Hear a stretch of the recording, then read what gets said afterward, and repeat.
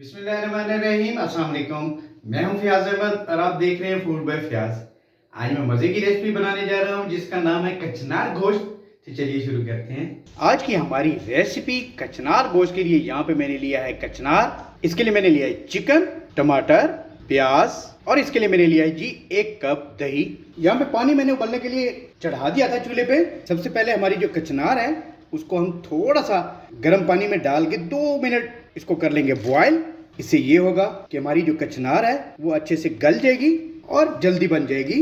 जितनी देर में हमारी कचनार बॉयल होती है हम चिकन का मसाला तैयार कर लेते हैं। यहाँ पे कुकिंग ऑयल मैंने चूल्हे पे रख दिया है। सबसे पहले हम इसके अंदर शामिल करेंगे प्याज। प्याजों को हमने कर लेना है जी फ्राई।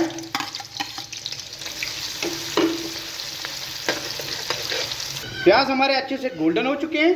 अब हम इसके अंदर शामिल करेंगे चिकन। चिकन को भी हमने कर लेना है फ्राई।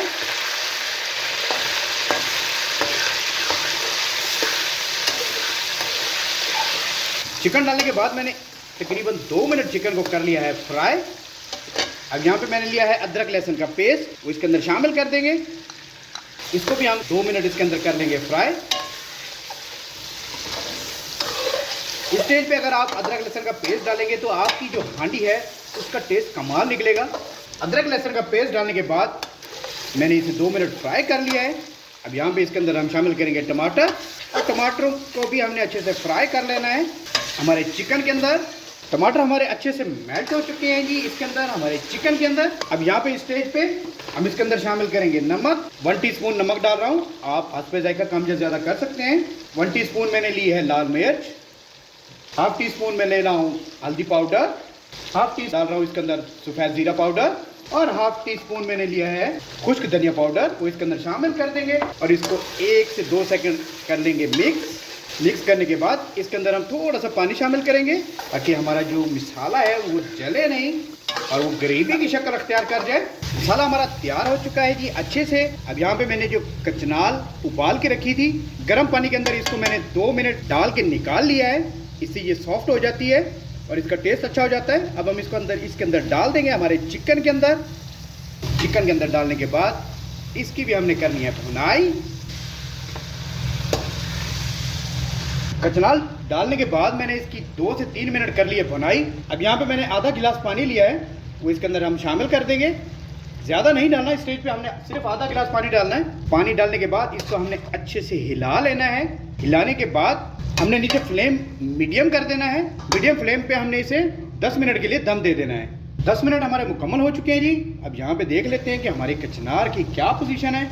इसको अच्छे से हिला लेंगे।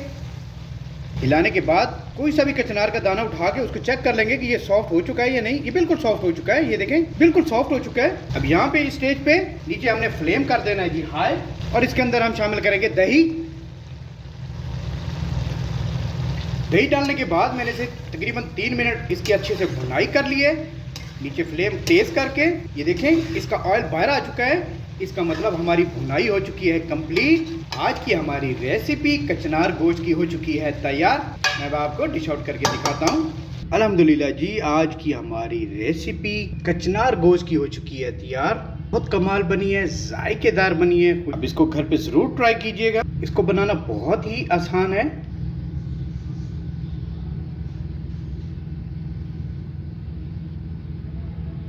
उम्मीद करता हूँ आज की मेरी ये कचनार गोश्त की रेसिपी आपको अच्छी लगी होगी। इस तरह की मज़ीद रेसिपीज़ के लिए आप मेरा चैनल सब्सक्राइब करें।